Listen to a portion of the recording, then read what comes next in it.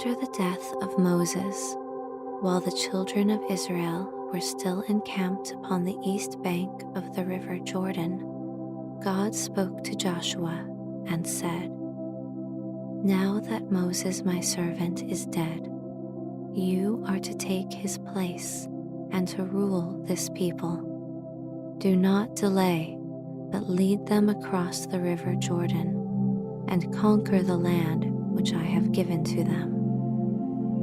Then God told Joshua how large would be the land which the Israelites were to have if they should show themselves worthy of it.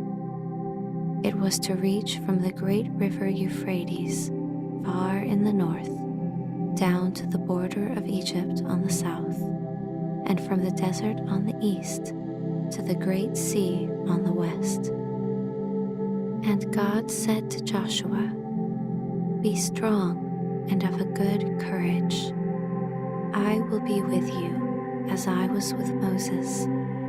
Read constantly the book of the law which Moses gave you, and be careful to obey all that is written in it.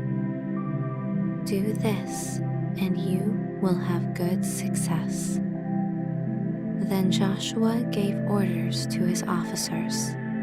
He said, "Go through the camp and tell the people to prepare food for a journey, for in 3 days we shall pass over the river Jordan and shall go into the land which the Lord has promised us."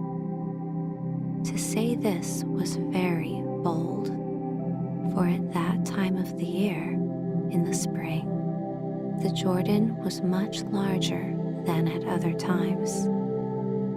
All its banks were overflowed, and it was running as a broad, deep, swift river down to the Dead Sea, a few miles to the south. No one could possibly walk through it. Only a strong man could swim in its powerful current, and the Israelites had no boats in which they could cross it. On the other side of the river, a few miles distant, the Israelites could see the high walls of the city of Jericho standing at the foot of the mountains. Before the rest of the land could be won, this city must be taken, for it stood beside the road leading up to the mountain country. Joshua chose 2 careful, brave, and wise men and said to them, "Go across the river and get into the city of Jericho. Find out all you can about it and come back in 2 days." The 2 men swam across the river and walked over to Jericho and went into the city. But they had been seen, and the king of Jericho sent men to take them prisoners. They came to a house which stood on the wall of the city, where was living a woman named Rahab, and she hid the men. But these strange men had been seen going into her house, and the king sent his officers after them. The woman hid the men on the roof of the house and heaped over them stalks of flax, which are like long reeds, so that the officers could not find them. After the officers had gone away, thinking that the 2 spies had left the city, the woman Rahab came to the 2 men and said to them, "All of us in this city know that your God is mighty and terrible, and that he has given you this land. We have heard how your God dried up the Red Sea before you and led you through the desert and gave you victory over your enemies. And now all the people in this city are in fear of you, for they know that your God will give you this city and all this land."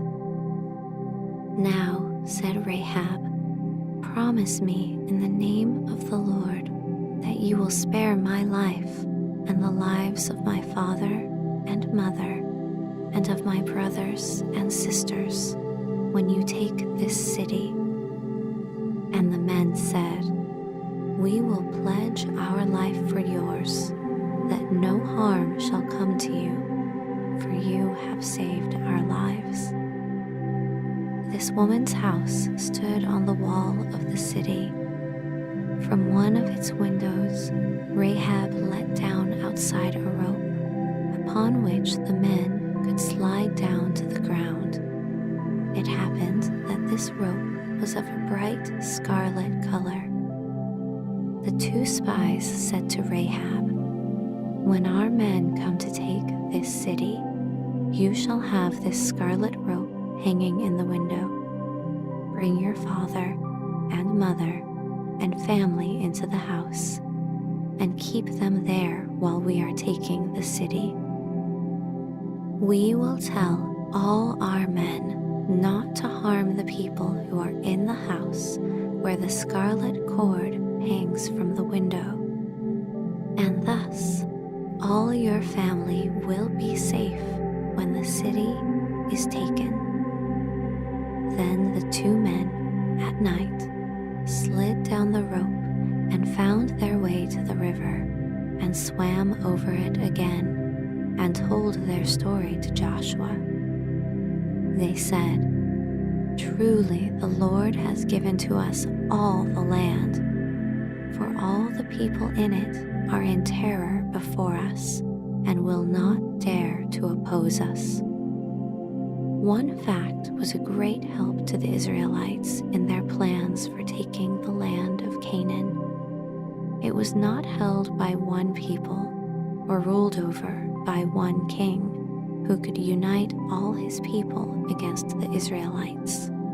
There were many small nations living in the land, and each little tribe and even each city was ruled by its own king, so it would be easy for the Israelites to destroy them one by one, so long as they kept apart and did not band themselves together into one army. The Israelites were now a strong and united people, trained for war and willing to obey one leader, so that all the 12 tribes were ready to fight as one man.